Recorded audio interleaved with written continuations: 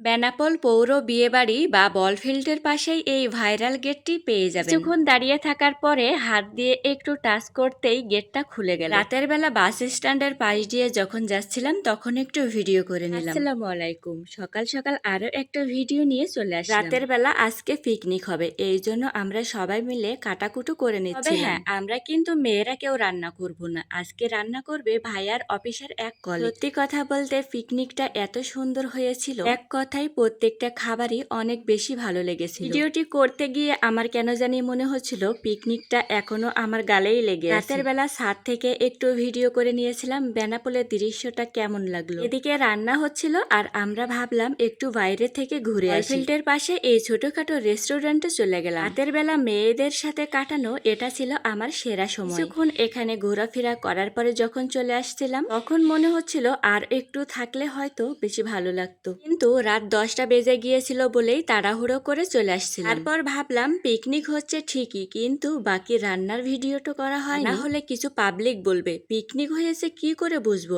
এই জন্য প্রমাণ সহ ভিডিও করে রান্নার মাঝে মেয়েরা পেয়ারা আর তরমুজ কেটেছিল, সেটাও কিন্তু খেয়ে নিলাম। সবাই মিলে মাঝে মাঝে এমন পিকনিক বা আনন্দ করতে অনেক বেশি ভালো লাগে। আস্তে আস্তে যখন সবাই আসছিল তখন একের পর এক আমরা মজা করছিলাম, আর রাতের বেলাটা দিনের বেলা থেকে কিন্তু অন্যরকম হয়। চারিদিকের নিরিবিলি পরিবেশ আর হালকা হালকা বাতাস হচ্ছিল। তখন ছাদে দাঁড়িয়ে থেকে বেনাপোলের কিছু অংশ ভিডিও করে নিচ্ছিলাম। একটা সময় রান্না হয়ে গেল আর আমরা সবাই চেয়ার নিয়ে বসে পড়লাম। যেহেতু এটা ফ্যামিলি পিকনিক, তো আমরা সবাই এভাবে এক একজনের প্লেট নিয়ে বসেছিলাম। ভাইয়ারা আমাদেরকে ভাত দিচ্ছিল, তো আমরা এখানে মজা করে বলছিলাম। আমি বললাম যে সব থেকে কম ভাত আমাকে দিবেন, কেননা রাতের বেলা খেতে একদমই ইচ্ছে করে না। তো ভাইয়াটা আমাকে বলল না, আজকে সব থেকে বেশি খাবার নাকি আমাকেই খেতে হবে। চিংড়ি মাছ দিয়ে এই ঘাটের তরকারিটা এত ভালো লেগেছিল, মানে মিশালি তরকারি যাকে বলে। এর উপর প্লেট নিয়ে এভাবে সবাই মিলে খাচ্ছিলাম আর অনেক ধরনের গল্প হচ্ছিল। আর এই গল্প করতে করতে তো ভিডিও করতে ভুলে গিয়েছিলাম। তো ছোট মেয়ে তখন বলল, মামুনি